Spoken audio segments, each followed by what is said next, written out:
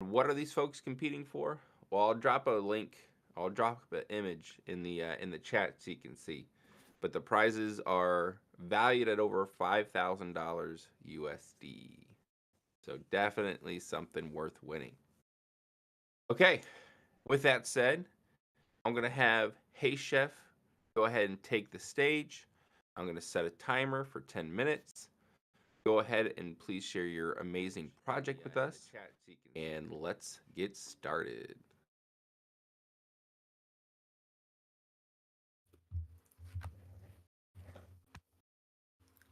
Okay, can I start? Yeah, mate, it's all you. Take it away. Oh, thank you very much. Hi guys, thank you again for the opportunity to present our project to you. I promise I won't bother you again with a 40-slide PowerPoint, but let me start the demo with 2 slides to give you the full picture of the project. My name is Kevin, and I'm one of the founders of HeyChef, an AI-powered app using Web3 features to gamify the cooking activity. We are still at an early stage, but we have already launched a Web2 MVP, and we will enter in the beta tasting stage in next week. Our mission is to help users regain control of their diet and return cooking at home into a fun and rewarding experience, because we are convinced that gamification, coupled with an AI companion, will help users develop healthy habits and begin to love the cooking process over the weeks. Few words about the team. The team is composed of 4 founders, including 2 tech guys, 1 serial entrepreneur, and 1 finance guy. Maxim is a software engineer with experience in the aerospace and healthcare industry. Andreas is a Web3 and front-end developer. Davi has successfully built 3 different digital marketing businesses in France and is a former pro gamer. And I have a 10 years background in corporate finance and M&A. So that's it for the boring slides, but if you want some more, just let us know and we will be happy to share our deck with you. Now, let's start the demo. Hey guys, in this demo we will focus on the gamification side, which includes the Web3 features. But before that, let's just have a quick look on the Web2 and AI features we propose so far. The app is designed to help users from A to Z in their home cooking experience, with additional cool features like the AI companion and the game. So from the main page, you can discover new recipes by choosing some categories or tags. For example, if you want to eat Chinese, you can also create, save, and share your favorite cookbooks. It is very convenient to save your summer recipes. And you can also use the search engine to refine your search. You can include or exclude some specific ingredients. You can search within a category if you are looking for French or Christmas recipes, for example. And you can search by preparation time or level of difficulty. For each recipe, you can adjust the number of servings, view key nutritional information, and you can also generate some shopping lists based on the ingredients. And hopefully in the future, you will be able to connect your shopping list with a local grocery store. From the main page or the bottom bar, you can also access the AI companion, which is very central in our app. Currently, it allows you to generate customized recipes for you based on your preferences and equipment that you can define in your profile page. Hopefully, tomorrow, this AI companion will also help you to work with you to determine an appropriate diet plan and also help you plan your weekly meals and follow the nutritional requirements of your diet. And of course, we also want this AI companion to suggest you to try new recipes you may like based on data, like a recommendation system. Okay, so now let's focus on the gamification features. First of all, just keep in mind that we gamify the cooking activity because it takes on average 65 days. The RPG-like game, and the principle is really simple. 1, you manage your restaurant and your brigade. 2, you pick a chief, which is an NFT. 3, you choose a recipe. 4, you cook it. And by the way, we call that a cooking, then you share your meal with picture, and 6, you get rewarded during a season. The game is structured into season, which each season introducing a new token and resetting the user progression. You can see that the game main page leads you to your restaurant, which is composed of a level number, an energy bar, the number of cooking left per day, and an XP bar to reach the next level. From the restaurant, you can manage your brigade, which is composed of chiefs, and managing your brigade will help you grind the different ladders and execute the strategy. So let's have a look on the brigade. You can add up 5 chiefs depending on the restaurant level, who will help you to diversify your cuisine and your strategy depending on their level, their speciality, and their specificity. You see, we have 3 different specificities: efficiency, resilience, and expertise. Expertise increases the cooking rewards only if the cooked dish matches the cook specialty. These statistics can be further improved by equipping some items which are tradable on the marketplace. So now let's focus on the quests. You can see that we have 2 different types of quests, daily and quest lines. The daily quests are designed to bring diversity in the gameplay in order to help the player to have a diversified diet. The quest lines are based on the season or weekly theme, for example, French Food Week, but which does take into account your personal goals. For example, I want to have a balanced diet, or I want to gain muscle. You see here in the zucchini recipe, in the zucchini quest, that there is some instruction, and you can also see the reward associated. The reward are composed of 50 XP points and 50 spoons, which are the season token name for the tasting season. The season token is not an investment token, but is supporting the in-app actions and could be swapped against the blockchain native token that we will use. Native tokens will be used on our internal marketplace, and we have not finished yet, so nothing to show today. Now, if we go back to the restaurant, I propose that we start cooking. We have seen that we have 1 open quest at the moment, which does include the use of a zucchini, so we will look for a recipe based on this ingredient. The user can easily find a zucchini-based recipe using the prices filters. Once the player selected the recipe they want to use, they simply have to start the cooking process. Before starting to cook IRL, the player will be asked to take a first photo using his phone, where he will have to capture all the ingredients of the recipe in 1 unique photo.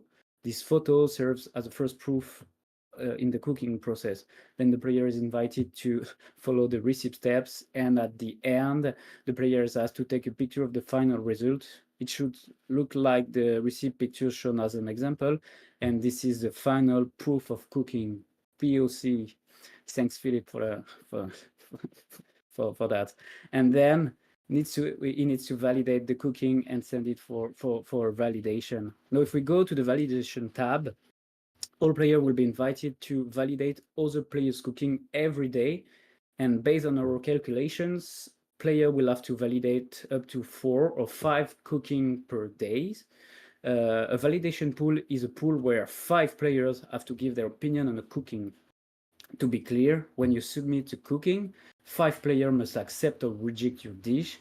If at least 3 out of 5 players accept it, then you can claim rewards.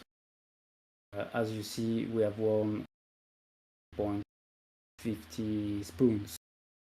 When the player receives his reward, can directly upgrade his brigade by allocating new character points to his selected NFT. Allocating points will be the basis of player strategy. Now, a few words about the wallet. Because we want the experience to be as seamless as possible and onboard the maximum of Web2 players, we propose 2 kinds of wallets. One custodial to allow fast app interaction that will be principally used to receive and spend the season tokens, and one non-custodial wallet MetaMask to allow the user to ramp in and ramp out the native token that will be used in the marketplace. Okay, thank you everyone. That's all for me. We are HeyChef, we are bootstrapped. Thanks for your attention and feel free to ask us any question you may have. Thanks. Hey, that was great. You got me wanting to hop into my kitchen and cook something with a zucchini. That's fantastic. All right. So let's pause for any questions from our panelists, any questions from fellow members. Feel free to either type it in the chat or come up to the stage and ask directly.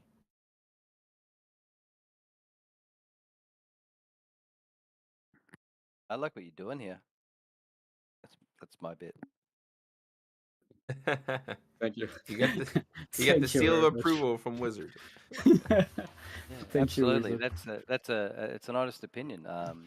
You've put a lot of thought into this. I could sit here and pick every piece you've just introduced to us, but I'd just be reiterating what you've already said. I don't know how many listeners. We've got a few listeners. Like, there's a lot of really smart people in here, so I'm probably just speaking to the chosen ones already that already know. But what you're producing here is something that Web2 really wants.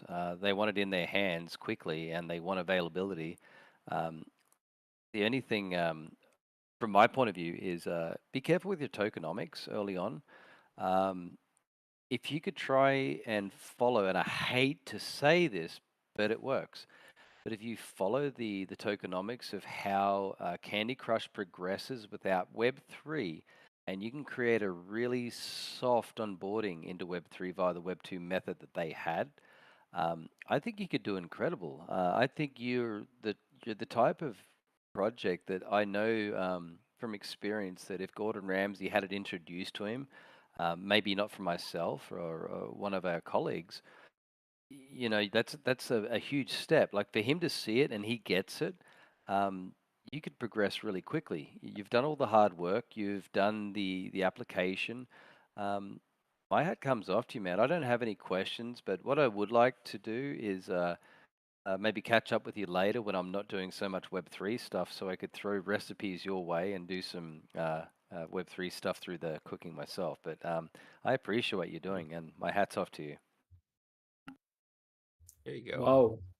Thank you very much for the kind words. Yeah, to be honest, we when we started that, we didn't took the Web3 angle. It's out from a IRL problem that we wanted to cook better and to have something really, an app complete. So we thought about the gamification, and then we took the Web3 angle, which seems logical for us. But yeah, thank you very much for the kind words, and we're happy to discuss the project with you later. So we had two questions come in from JRP in the audience, and I also see Shai's on the stage here. So JRP's first question is, who is your largest competitor? Yeah, maybe I can answer that. So I mean, we don't. I don't think we have a largest competitor because basically our competitors are all the recipe websites. But if I have to name one, uh, I would say that our main competitor would be maybe HeyChef, which is a cooking application which is very innovative. Uh, they they um, they have, or I don't know, or they are planning to have meal plans, etc. So yeah, they are very innovative.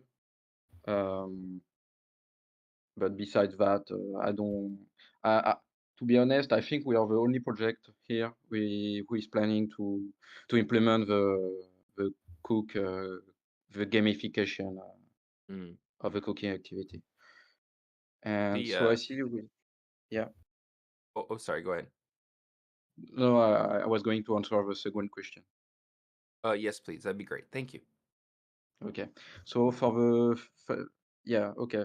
So the next question is how you hoping that financialization is a thing that sets you apart? Yes and no. I think that what what we set us apart is the game, mainly. Because I really think that the game is one of the biggest incentives you can have for people.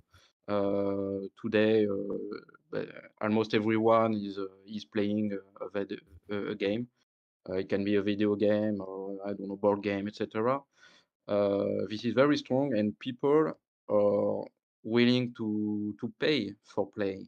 And what we propose is to even be able to earn while playing. So of course, it is just the play to earn concept. Um, but I really think that the game is even more important than the financial part. But yes, of course, the financial part is also a very big incentive for us to propose. And I would say that the third incentive is the AI we want to include in the app because right now a very few websites, cooking websites, I mean, are using the AI capabilities to improve user experience. And with the last improvements of the last 2 years in generative AI, especially, I think there are a lot of opportunities in this field, especially for the recommendation system, and of course generate new recipes and weekly meal plans, etc. There you go. Fantastic. And then last question, and if we could try and maybe answer it with a bit of brevity, just so we can hit the next guest, that'd be fantastic. But this one's from Shy about is it Web 2 or Web 3? I'd like to further talk about how you plan the onboarding. A seamless hidden wallet experience is key. So I don't know if you want to add anything there, team. Just Yeah, for clarification, Web 2, Web 3 wallet. That's part I'm specifically keen on. yeah. So we are planning to have both. We will have a custodial wallet and a non-custodial one. So the custodial one will be used for I don't know, like 90% of the actions on the app. And your non-kosher one will basically be used to put some cryptocurrencies in your in your custodial wallet. Also, we want to integrate a ramp fiat feature, so the Web2 user can just pay with his with Visa or Mastercard card. Perfect. Perfect. Well, hey, Chef team, I appreciate you sharing your project with us. It's been really special to see like each time you've presented, even going back to the Fog DAO pitch. The pitch is getting tighter and tighter. The demo's looking better and better. And I'm aligned with you guys. I think the gamification of this market can be a real disruptor. And when you disrupt and you make a better user experience, typically that does really, really well for the project. So, Wait, anyhow, Are you kidding me? Gamification? No, we're talking about people around the world that just like cooking, that just discovered a very simple app. Let history do the rest. I don't mean to sound like the undercutter of what you're saying, but I really want to emphasize Frenchie, my friend, and I say Frenchie to my Frenchie buddies, so that's actually a compliment. Like Australians, we call each other cunts, so you're not quite that level yet, but you're a Frenchie.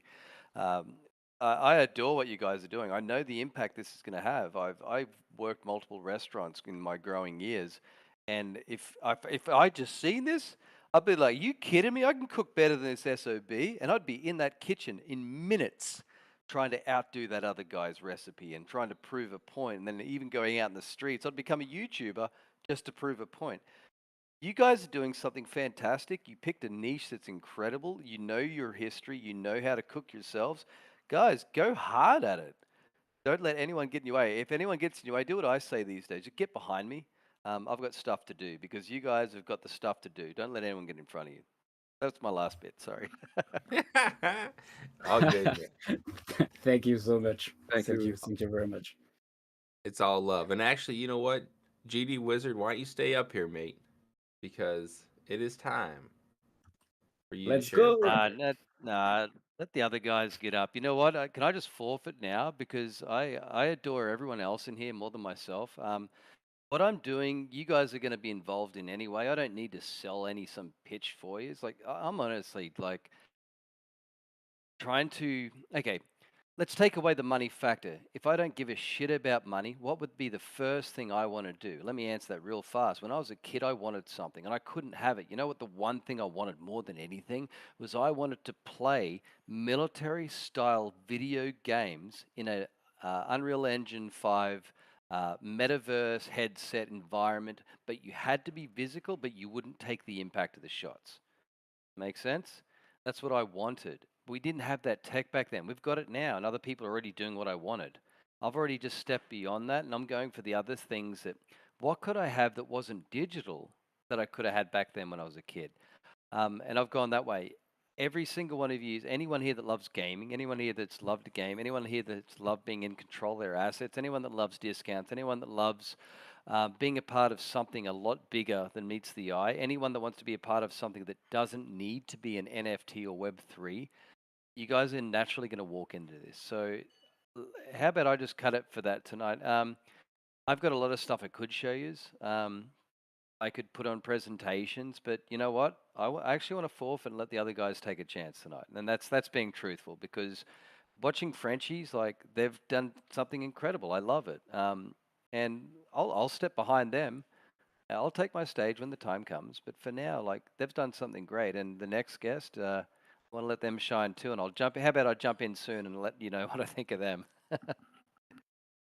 All right. So, unexpected turn. So GD Wizard is going to take a pause, and Rob, that means that you're up, my friend. Salty Sharks.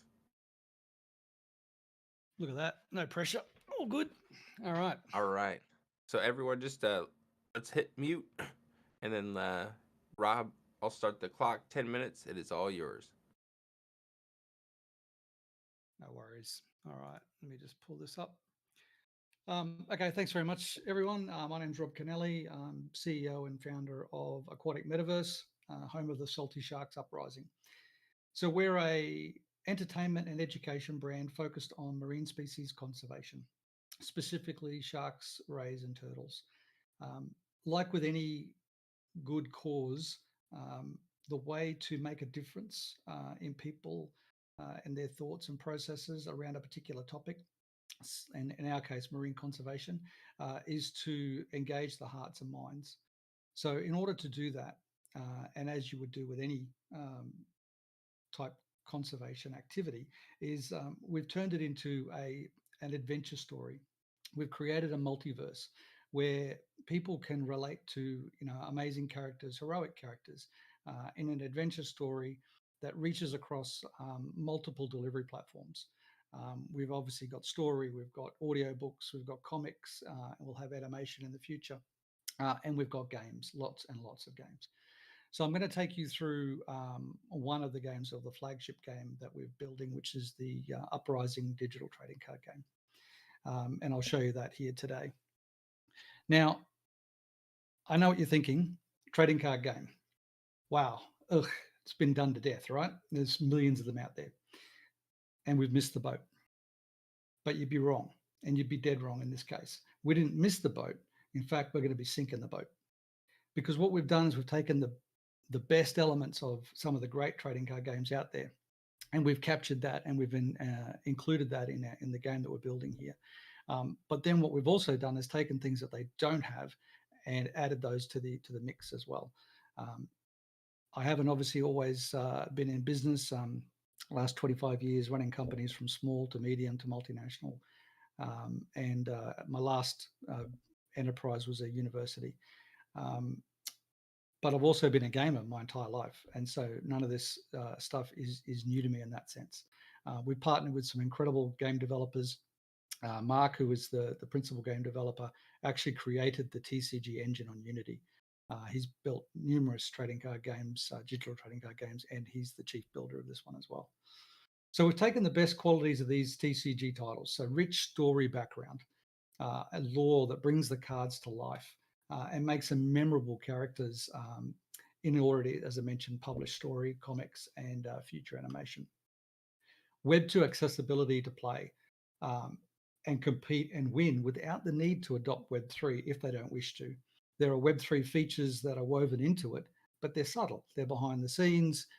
They're obviously with NFT cards that can be played as well, but they're not forcing you to play with them.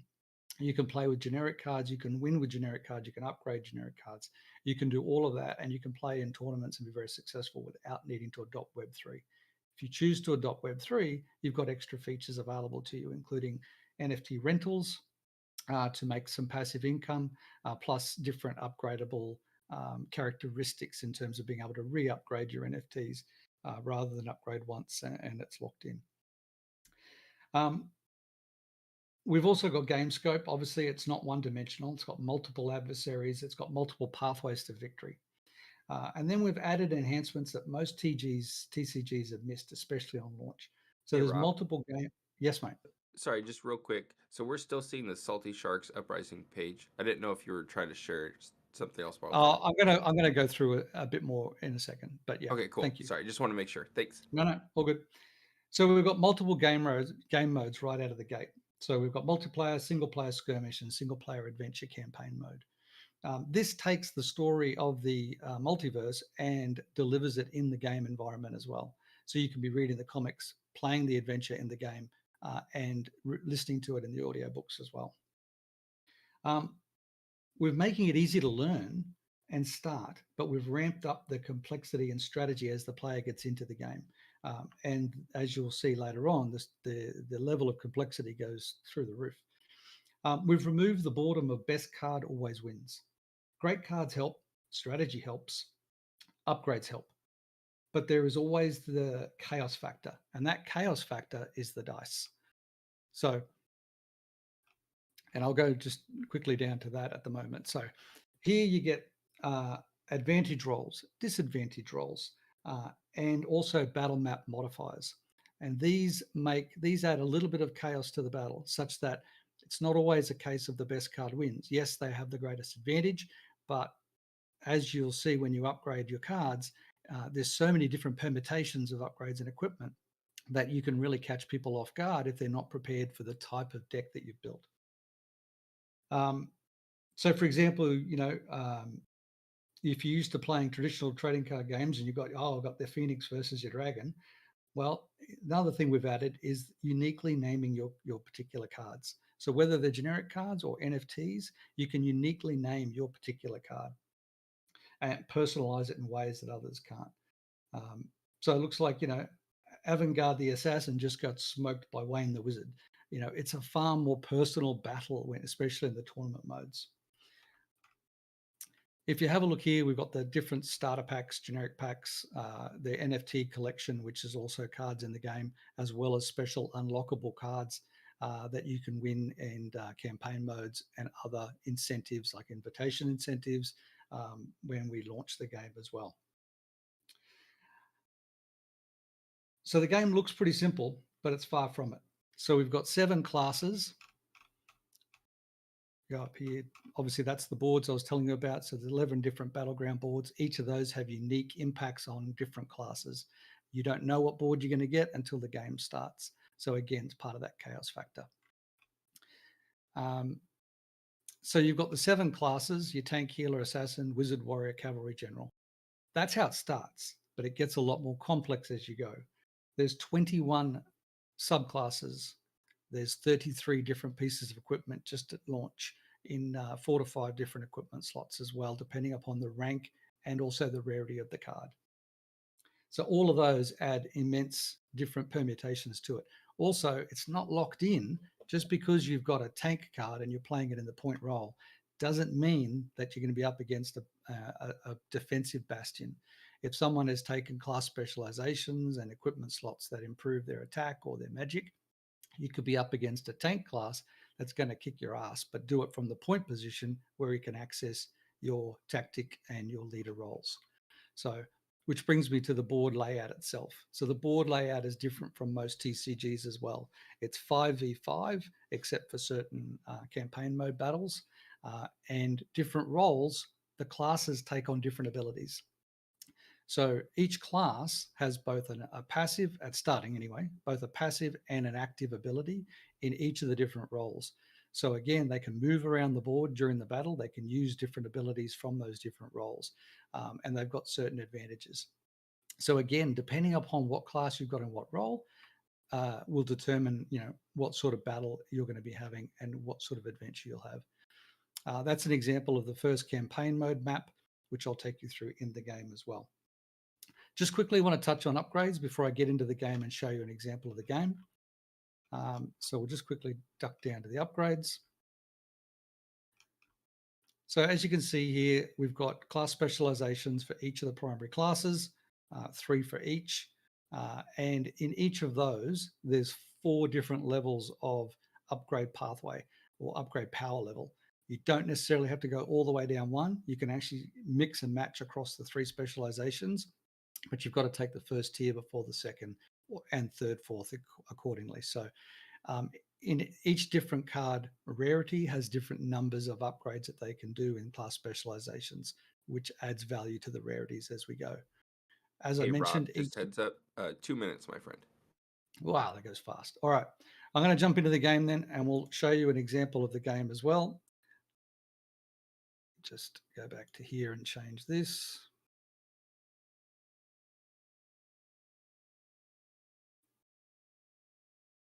Just let me know. You can see that. Very good.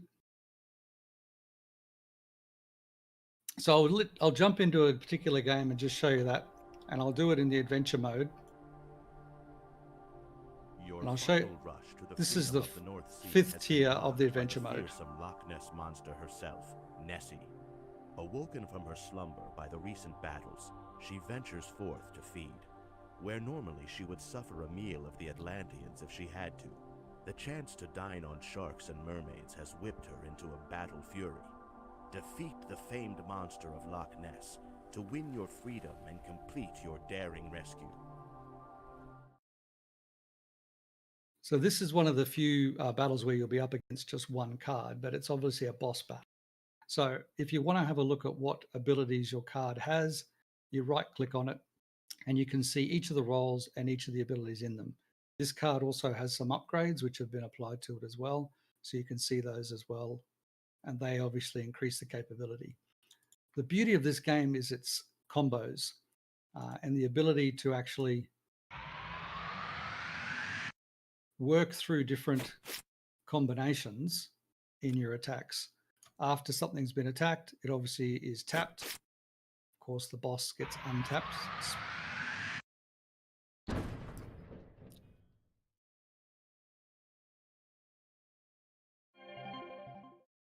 The dice can be very helpful, but it can also be quite painful at times as well. But that's part of the chaos factor. Like, for example, that one.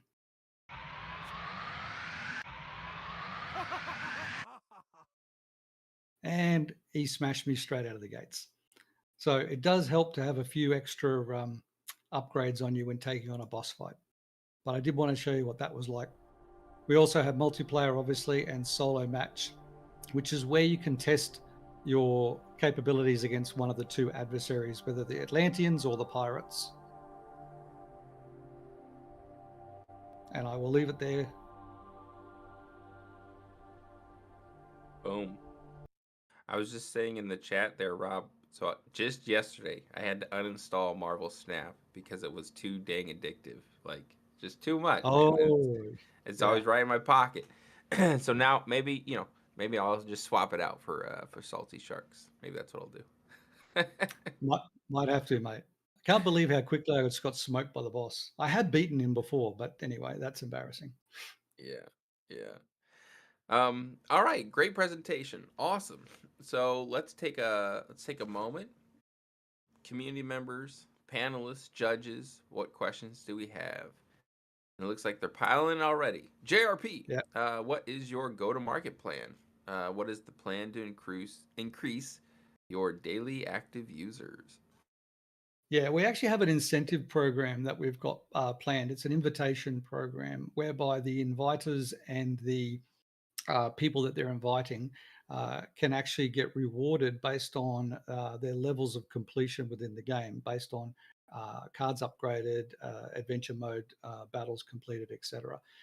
So there are prizes or there are rewards and things that will be unlocked for those people based on that incentive plan. We've also going to be talking with different gaming groups and forums who are going to be showcasing the game and demoing the game to those groups as well. We do want to launch on the major platforms, Play stores and app stores, etc., as well as potentially Steam as well. But it's all about the incentive program. We have an ambassadors deck, and that ambassadors deck is a deck of one cards that will be both an NFT and also a generic card, which is unlocked through completion of in the incentive program. Those ambassador cards are actually celebrity ambassadors that are part of the ocean conservation efforts. Those cards will be auctioned off to charity, and as I mentioned, one of one, and they'll be playable in the game as special cards, champion cards, which are the same as the gold rank. And those cards are also part of that incentive to increase the daily users and so forth. We'll also be hosting tournaments as well on a regular basis. Boom. And I know we kind of covered it a little bit, but maybe just touching on it one more time. You know, like when it comes to games, a lot of the revenues in Web 2 come from whales, right? So you have to have little mechanisms that make them want to buy or upgrade or like distinguish themselves from others because they have the, you know, the hollow border or whatever. I guess with Salty Sharks, what have you thought about in terms of monetization to help this project grow and help kind of serve those causes that I know you care so much about?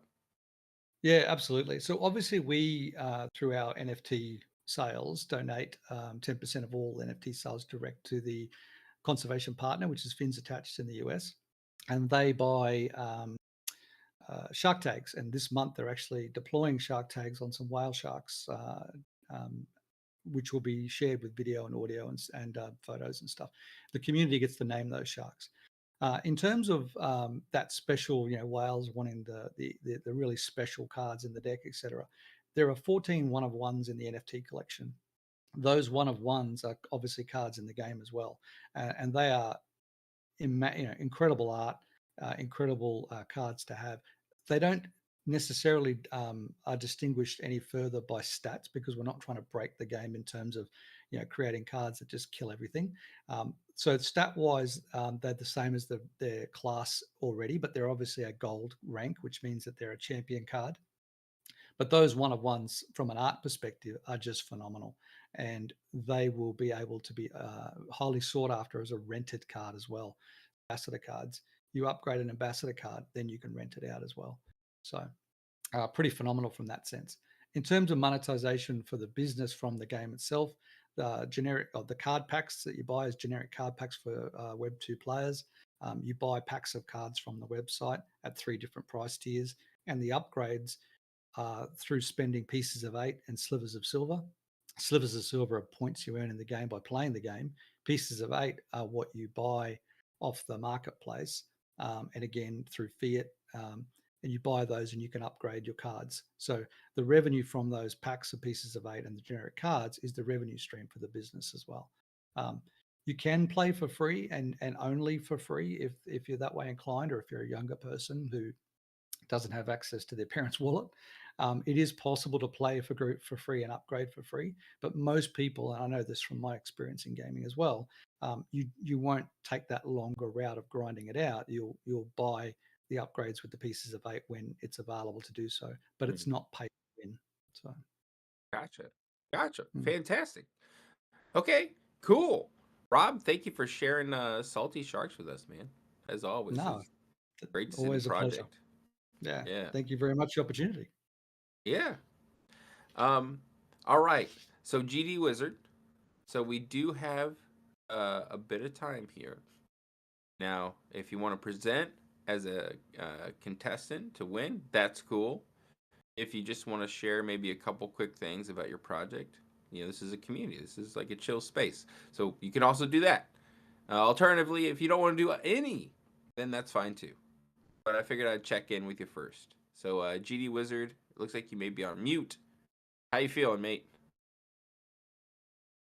Yeah, I'm good to go. I just wanted the other guys to get into it. I mean, honestly, there's a prize there up for grabs. I don't want a prize. I don't want any of that. The fact that I'm here is a blessing. The fact I'm in front of an audience of some local heroes and some potential up and comings in this space, that's also a blessing.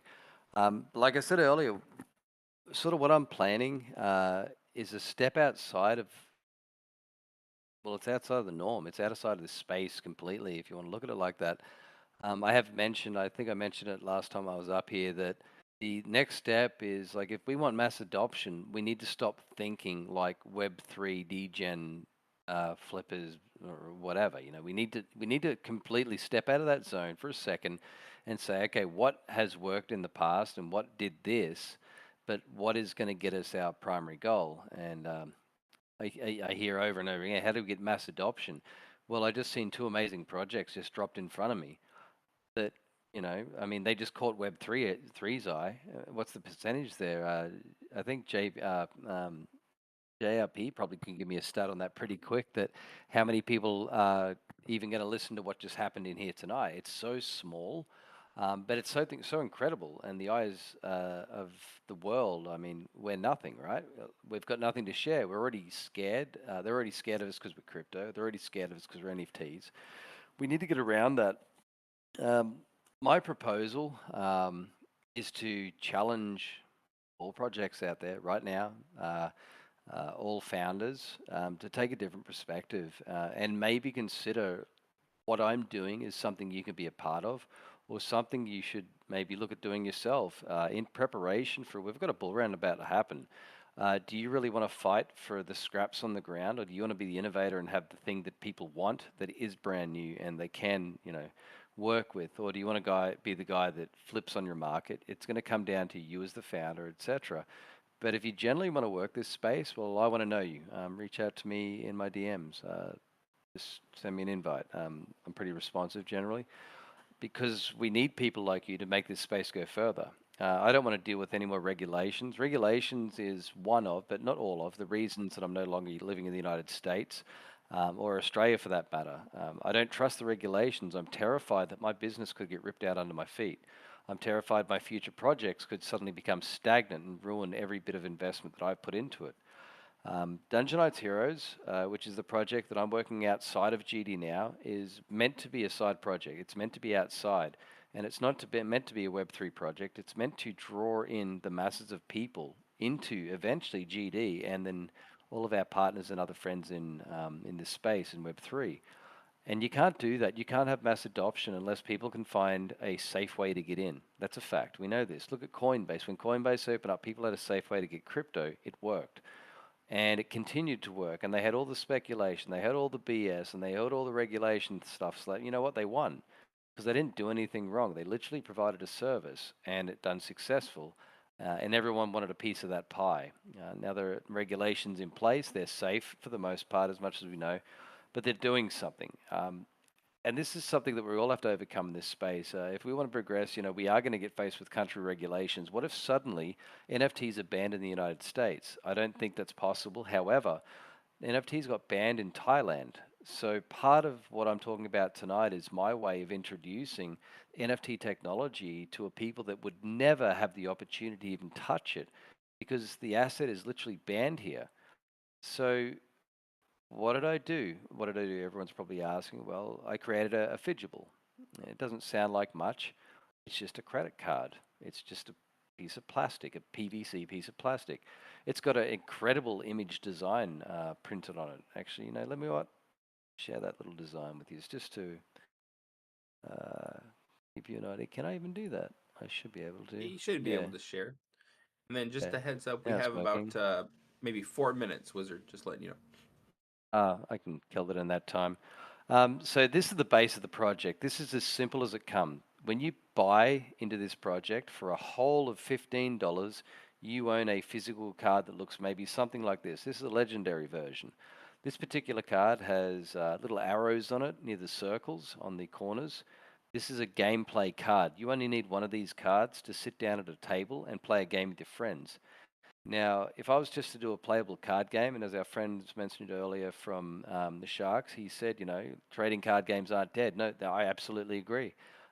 What you've got to do is take embrace and use the technology you've got available now to create something that's different to the old norm. I mean, we had our Pokemon era. I could try and compete with Pokemon, you know what, but I've got a lot of catching up. I'm literally competing with Dungeons and Dragons. If they could be a household name without the internet, I can beat them.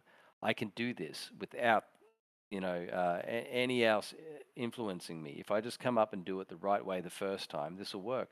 So we've got our playable card game right in front of you. This has NFC technology attached to it, into dashboards attached to it. Now, all of this at the end of the day is a completely feasible, completely playable, completely physical asset that you can own. You have a digital asset to, and you have connections to NFTs. Takes breath right now because that's only a piece of it. The other side of it is the community side of it. If you own one of these cards, you become part of a underground community. That would be a whole nother chat that I'd have to have, and that's where all of you guys here right now have the chance to listen up, pay attention, hear what I'm saying, and potentially be part of this underground community. And we can have our own way. We can do things our way with safety, under cover of a digital asset, a physical asset, something we can hold in our pockets if there's ever a downturn. This could be a safe place. But that's getting really deep in. What we've built here is everyone wins. The investors, the buyers, the guys in the middle, the guys at the end. Everyone wins. No one can lose with this product. That's literally what it's designed around. Takes breath, and I think I've got a couple of seconds left, and I'll forfeit them. Thank you for listening, guys. That's awesome, man. Well, first, so if anyone wants to reach out to GD Wizard, what's the best way for them to contact you, brother? Find me. I'm not that hard to find. Everyone knows me. I'm on Discord. I'm on Twitter. I'm doxed. My name is Matthew Allen Tunks. My skydiver name is Matthew Cruzy Tunks. Professional skydive for 20 years. You can find me in Paris Valley, California. You can find me, freaking dude, all around the world. Just look me up. You can't miss me. But for easy sake, GD Wizard on Discord, GD Wizard 00 on Twitter. Follow if you really care about Web3. I highly recommend follow at Dungeonites, which is known as Dungeonites Heroes. Watch something progress at a Web3, kind of like what Ordinals are doing. There's no more screwing around. Let's start looking after each other. Okay, now I'm doing something similar. It's definitely not what they're doing, but it's something similar, and it's not based in a particular network. It's based on us. As the guys that are here, we are the founders of this space. We are the guys that are building the future. We are the ones that have and will be copying more shit in the future in the next bear market. Well, we've seen it. We know what's going to happen, and I'm not scared. Are you? I mean, I'm ready for it. Oh, when this, when that, when I announce it, that's when. You can push me around, bully all you want, but this is a new world now. I've played this game before, and we all know this. It's going to be different every run around. But if we can provide the quality, the safety, the security to bring people into Web3 in the safest possible, easiest possible way, we all win. So I don't care about winning this event tonight. You know what I care is if Web3 wins, and that's my goal. And if any of you guys want to be a part of it, get in touch with me. It's straight up. Fair, honest, transparent as I can be. I'm fully doxed. Look me up. I'm a nobody that's doing the best I can. There you go, man. Well, I'm I'm really lucky and blessed to have you in this community with us. Like, can't wait to see what we get cooked up together for sure. Anyone that wants to, let's do great things. Anyway, I'll drop my mic. All right. So Rob wants to share one quick thing. So Rob, if you could share that quickly with us here, that'd be great. Just very, very quickly. And I know we talked about onboarding earlier. One of the things our brand does is we build interactive metaverse-based education exhibits, if you will, all based around marine life and ocean conservation. We've just entered a partnership with a distribution platform called beluga.org that has basically that they have a platform that provides training content, education content to thousands of schools in over 100 countries around the world. Our exhibits are going to be part of that platform and delivered out to those schools. When I mentioned earlier about the integration, everything that we do is integrated into each other. So the training packages that we put together, the exhibits, if you will, on these species, all metaverse-based exhibits, very interactive, actually tie into the story, the characters, the cards, if you will, in the game. So it actually starts to feed people back into the story, the comics, and the game as well. So I just wanted to add that. That's just a recent thing we've secured. Very cool. Very cool. All right, folks, it's that time with 7 minutes to spare. So what I would ask is that you hold off typing in chat. It's time to do our vote. So let me get the names of our projects out here. Hold on. Now, one thing I'd like to do a little bit different than last time is the presenters cannot vote. If you presented your game, I would ask that you not vote. And the reason I say that is some folks have more team members than others, and then it kind of becomes a popularity thing. And we want this to be an awesome project thing. Well, you're all awesome, but you get what I'm saying. Anyhow, so if you look in the stage, should be a little chat bubble on the right. I've listed the name HeyChef, Salty Sharks, and GD Wizard is awesome. So GD Wizard, I think I'm going to go ahead and get you signed up for the third place slot. You're locked in, mate. We'll give these other two projects a chance to compete for first and second. But yeah, so let's go ahead. Let's get our votes in. Give it a little bit of time, and then we'll call it. Wow, 3-3, dead tie. 3-4, Salty Sharks up 1. All right. While you guys are doing that, let me read off these prizes. Again, shout out to our sponsors. 45 days ago, 60 days ago, we had the crazy idea to create a game demo day. We've never done one before. We've only seen them on YouTube. And from there to 17 games presenting, some of the best people, smartest people that I've had the pleasure to interact with for judges and panelists. And, again, over 5,000 USD in prizes. So first place is going to get a 1-year sequence growth plan, which is valued around 5,000 USD. Going to get $200 USD. Shy over at Kalman's Forge is providing some advisory time. JRP over at Web3 GG is providing some advisory time. $500 credit to Blocksafe, the Web3 development gaming blockchain consulting firm. 1 set of crypto unicorn NFTs, thanks to Helios and our friends over at Game7. We're kind of re-gifting those. Second place, 1-year sequence dev plan valued at $600, $100 USD. Kalman's Forge advisory hours, JRP advisory time.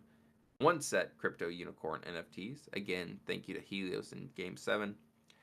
And then third place will be a 6-month sequence dev plan valued around $300, $7,500 USD. Kalman's Forge advisory hours, JRP advisory hours. And you should have all, if you presented, you should have all gotten your badge, your Web3 Gaming Startup Collective Demo Day badge, just for being a participant. But we also have some special badges put up for second, third place. So, with that said, how's the votes? We're checking it. Let's view the reactions. What we got? We got HeyChef with 5. We got Salty Sharks with 4. HeyChef is the winner. First place of the Game Startup Collective Demo Day. Salty Sharks, close second. Close second, 1 vote off. You guys are awesome. This was a ton of fun. was a ridiculous amount of work, but it was so worth it to be able to hang out with everybody, learn about what you're doing. Yeah, I've had folks message me that like investors have reached out, partnerships have reached out, they're making progress where prior they felt stuck. So, yeah, I guess thank you for taking the time to share this with us. Appreciate y'all. Shy, you're all winners for putting yourself out there. Hey, Hangry, what's up, Hangry? Hangry says congrats, GD Wizard with the heart HP. Calm everywhere. The nodding. Yeah, man. I appreciate all you guys. Yeah, of course, Rob. This was fun. Okay, so wrapping this thing up. Winners. I will send you a DM, and I will get you coordinated on your prizes. As for what's coming next, let's check the calendar. So this Friday, we have a community call.